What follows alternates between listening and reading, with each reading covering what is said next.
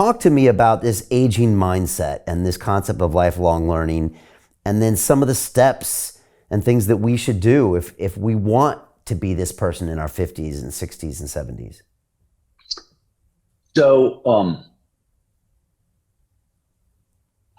what I want to tell you, so this Harvard professor, Ellen Langer, I want to talk about the counterclockwise experiment for a second. So Ellen, her early work was on like priming and language. She got interested in, she was a grad student at Harvard. She played in like this poker game with all this, and she didn't play poker, but she was the dealer, and she screwed up and sort of dealt the wrong people each other's cards, and everybody she's playing poker with got furious. They wanted their cards, and she started wondering, and when she inquired, they felt that their cards were luckier. Even though nobody had any idea what their cards were, like face down, they're like, no, I want the ones that you were going to deal me. Those are luckier. And she started wondering, well, and she started asking questions around language and priming. She started asking questions of, could aging be the result of sort of negative language priming? Could it partially be the result? Now, Becca Levy, her stuff on stereotypes, Becca studied under Ellen. This is 20 years ahead, we learn it is, but this is so Ellen designs this crazy experiment known as the counterclockwise experiment. Until I ran the Our Country experiment, this was the weirdest experiment in peak performance aging. I think mine was weirder, but she won up to that point. And what she did is took a group of 16 older adults, late 70s, early 80s, all men, drives them, they're at Harvard, they drive them a couple hours north into New Hampshire. They go to a monastery that's been tricked out. It's 1981. Monastery looks like 1961, everything. Magazines, books, all that stuff. And the groups get divided in two, right? One group says, just reminisce about 1961. Just 20 years ago was 1961. Just talk about it. You know, what did you do? What happened? The other group, pretend 20 years ago and just use the language you would use. Talk about the Cuban Missile Crisis as a current event. Talk about like that sort of stuff. On the back end, they measured everything cognitively and physically. On the back end of 5 days of play acting to be 20 years younger, hearing improved, memory improved, grip strength improved, photos taken before and after, they looked younger after, vision improved on a Snelling eye chart, joint flexibility, dexterity, IQ, gait, posture, and arthritis decreases so much. This is my favorite stat. Their fingers got longer and they got taller because they could stand up straight and stretch out their fingers.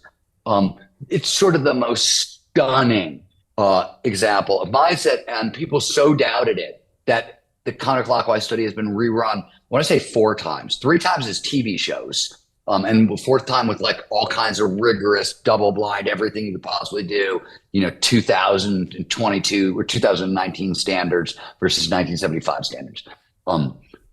That's what we're talking about. We're talking about like the impact of mindset. So the next question you asked was, how do we train up a mindset? What are we doing? What are we talking about? And I'm going to give you 2 suggestions from Ellen Langer and then 2 suggestions that are built on it. The first, Ellen will talk about first and foremost, and this shows up, her work, but it shows, this is Buddhist philosophy going back 5,000 years in a lot of places.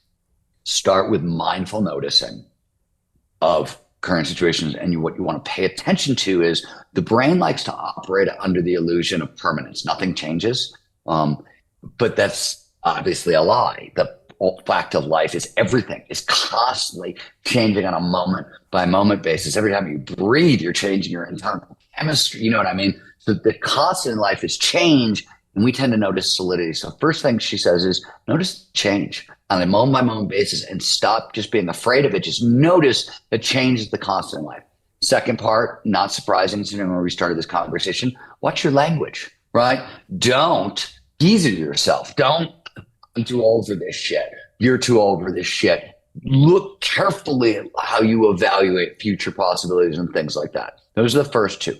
The third one is, I think you want a challenging quest for yourself. Mine was, can I teach myself how to park ski? Yours was, can I learn how to dance hip hop or box, right? That kind of question. And the reason is this: mindsets are sticky, right? They're like cognitive shortcuts, but they're attitudes towards life and situations and whatever. Brain likes them because they save energy. They cognitive shortcuts. And I find that while mindful noticing is useful and language is useful, what you really need to do is prove to yourself that your old mindset of old is bullshit. So create a quest where if you pull it off, whatever you used to believe about the possibility in the second half of your life can no longer, right? When I started doing like 360s or nosebleed or 360, it didn't matter what I used to believe about the second half of my life because it was gone. There was no way it could hold up in the face of this evidence. And the fourth one, and this is not mine as well, but it's really important, is put down your damn smartphone. Stop using your smartphone as much. The reason is smartphones create a mobile mindset. It's like basically it makes you feel safer and more secure and more comfortable than you actually are. And this tends to make us very isolated and narcissistic. And those are the mindsets that set up. So one of the best ways to improve your mindset is stop using your cell phone, watch what you're paying attention to, watch how you're talking, and then build a quest for yourself that will blow your old ideas up in some real way if you could actually pull it off, and then figure out how to pull it off. And, Nar Country is all about those steps and how you can pull it off and how to approach that sort of stuff. But obviously, you've been doing it for a while and you need to read Nar Country to get there. I didn't know I was doing it, but so find a bodacious goal and then execute on it. You did it with Park Ski. I found myself tossed into these situations that looked interesting to me, and I kind of went for them. I got this show, so when I do something like that, I'm really held accountable to do it. So yeah, Brian. So I got to stop you right there because you said something brilliant, and I want to talk about this for a second. So I had this exact insight, the very thing you said when I was at the front end of my Nar Country class. I used to be a journalist. And if I was on assignment, man, you want me to go to like a genocide and go behind the lines and hang out? Sure, just give me the assignment, right? I will. If you give me a mission, I will complete the mission, right? If you just say, "Hey, I'm trying to do this," no. So Nar Country was a mission, and and there's all kinds of motivational advantages for making it that kind of mission. And one of them is when you're on a mission, quitting is not really an option. You're on a mission. You're going to complete the damn mission. And most of us are really wired this way, right? We know there are certain situations where like, I can't fail. I'm on a mission, right? I got to protect my family. I got to do whatever it is. And it's that mindset. I got to do it for the show. And I was like, oh crap. When I'm on an away game, home games, anything could happen. I might hurt my toenail and not want to go do the thing.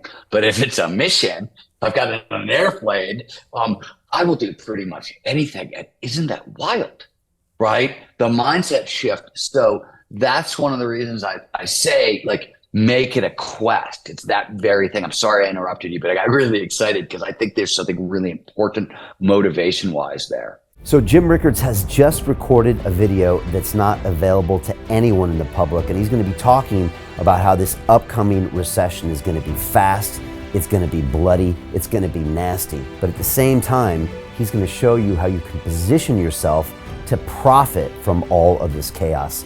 Now, we've made this video only available to our viewers. Go to londonreal.tv/Jim. Watch that immediately.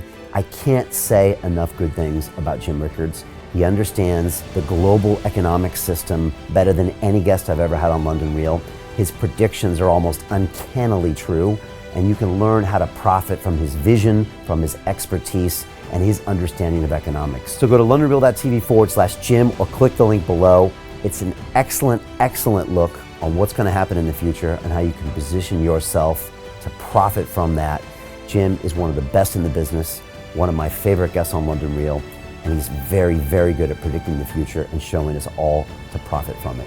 So click the link, and I hope you enjoy. The greedy bankers are about to do it again.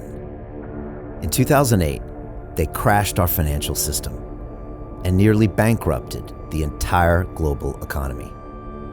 Then they received trillions of dollars in government bailouts. And after, they demanded fat bonuses paid for by you, the taxpayer. It turns out the banks haven't just been screwing the American taxpayers, they're also screwing over their investors. Turns out the banking industry is the worst place you could put your money, despite enormous taxpayer bailouts. Now the bankers are back to take away your financial freedom. They lie and tell you that cryptocurrency isn't safe. They try to make it illegal for you to choose how to invest your hard-earned money. They lie and say cryptocurrency is used by money launderers and criminals. But look at the record. It's the banks themselves that launder hundreds of billions of dollars every year to the biggest criminal operations in the world.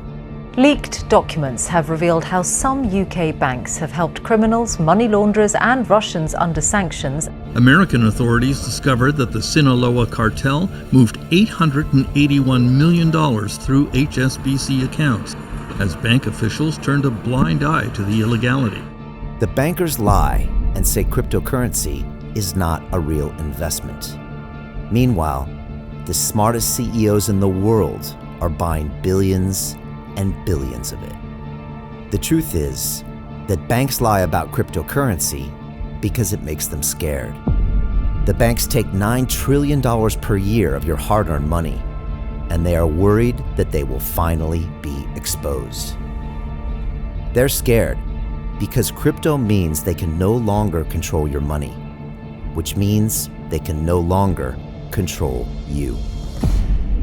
They are scared because you might actually understand your money and intelligently decide what to do with it. Now is the time for us to come together, fight back, and take control. It's time to educate ourselves, our families, and our communities. Because financial education means financial freedom. We know that cryptocurrencies will help us build the new decentralized financial system of the future. A banking system that is of the people, by the people, and for the people. A banking system where access to finance is a fundamental human right. A banking system that is free and fair and welcomes all humans on this earth. The DeFi revolution is happening. We, the people, can no longer be fooled. We choose to take control of our finances. We choose to take control of our freedom. We choose to take control of our future. Join us, and let's take back our financial freedom forever.